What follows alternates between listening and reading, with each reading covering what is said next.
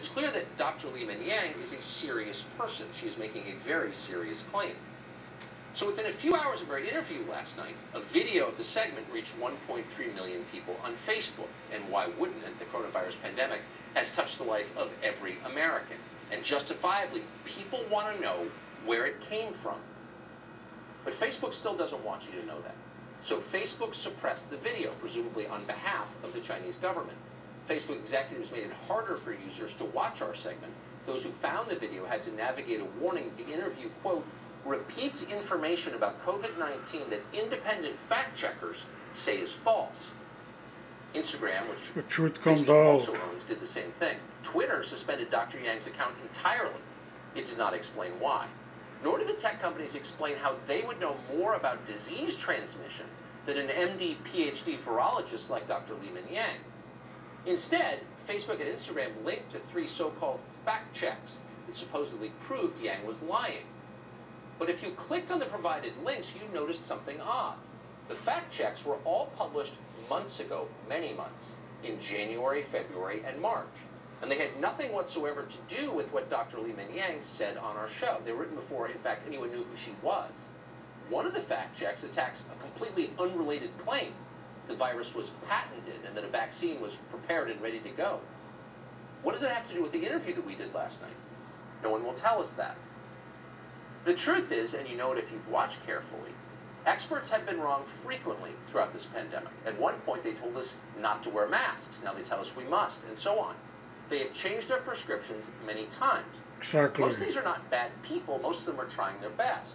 But they're human beings, and therefore they're fallible. They make mistakes. The solution to this age-old problem, and we used to understand this intuitively, is more informed voices in the conversation. That's how you make wise decisions. That's how you get to the truth. Diversity of view. Facebook doesn't believe this. They believe in censorship. Censorship does not make us wiser. It does not make us better informed. If it did, we'd be speaking Russian right now. The Soviet Union would run the world. It would have worked. But instead, the Soviet Union is extinct. It collapsed under the weight of its own absurdities, absurdities abetted by censorship. And that's the most basic lesson of dictatorships, all of them. Anything built on lies falls apart over time. Unfortunately, dictators never see it that way. Dictators care about power. Anything that stands in the way of their power must be crushed. Watch Facebook leader Mark Zuckerberg back in April explain that any challenges to the party line on coronavirus will be censored immediately.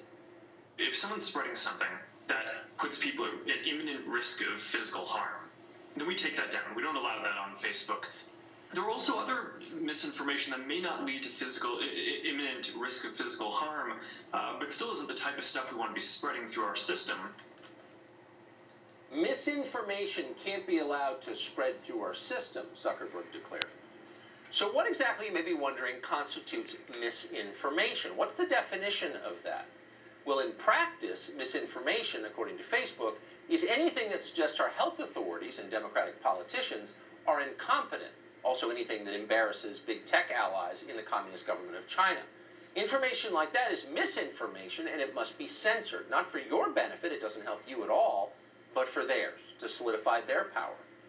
So in July, Facebook and Twitter took down a video on the news site Breitbart of several practicing physicians, frontline doctors, pointing out that hydroxychloroquine could help coronavirus patients. Listen carefully to what the doctors say in this video. This is a treatment regimen that's very simple, and it should be in the hands of the American people. The difficult aspect of this is that at the moment, because of politics, it's being blocked from doctors prescribing it, and it's being blocked from pharmacists releasing it. They've been empowered to overrule the doctor's opinion. I'm in favor of it being over the counter. Give it to the people. That's true. Our authorities aren't pro-choice when it comes to hydroxychloroquine, and it's true that many practicing physicians have used it. But Facebook declared that video could not be allowed. You were not allowed to see it because those claims constituted dangerous misinformation, which, irony of ironies, was itself dangerous misinformation. In July, the same month that video was posted, researchers at Henry Ford Health System in Southeast Michigan found that early administration of hydroxychloroquine made hospitalized patients substantially less likely to die. These aren't politicians, they're not tech executives, they're physicians, and that's what they found in their clinical practice. But none of that mattered to the 25-year-old humanities major staffing Facebook's fact-checking division. They decided you absolutely could not see that video because it questioned the status quo. But in a way, in doing that, in censoring that information, Facebook was its most honest. The video was dangerous. It was dangerous to the same elites who view democracy as a threat to their monopoly on information. Give it to the people, the physician says in the video. Nothing could be more dangerous to Silicon Valley than democratizing access to the truth, something they believe they have a monopoly on. Alphabet, which owns the search engine Google, a monopoly if there ever was one, and the video sharing site YouTube, same thing, is even more protective of its complete stranglehold on information, which it has. In April, they took down a video from Dr. Dan Erickson. He said he was being pressured to indicate that patients were dying of coronavirus when in fact they died because of other causes. Many physicians have said that. He also cast doubt on the need for universal social distancing. Here's what he said specifically. Watch. We aren't pressured to test for flu, but ER doctors now, my friends that I talk to say, you know, it's interesting, when I'm writing up my death report, I'm being pressured to add COVID. Why is that? Why are we being pressured to add COVID? To maybe increase the numbers and make it look a little bit worse than it is? I think so. This is a physician practicing medicine. Count the number of lectures you've received from Democratic politicians and tech executives. We need to let physicians decide. It's between a woman and her doctor. Oh no, not in this case. You can't see that. And by the way, if they're willing to take that off the internet, if they're willing to censor that, prevent you from seeing it, what are they going to do with election results a month and a half from now? Think about that for a minute. YouTube said the video you just saw must be censored because it, quote, explicitly disputed the efficacy of local health authority recommended guidance. Notice they didn't even bother trying to claim that Dr. Erickson was saying something false. No. They just said he contradicted guidance from unnamed bureaucrats in the government. Talk about state media. This is what state media looks like.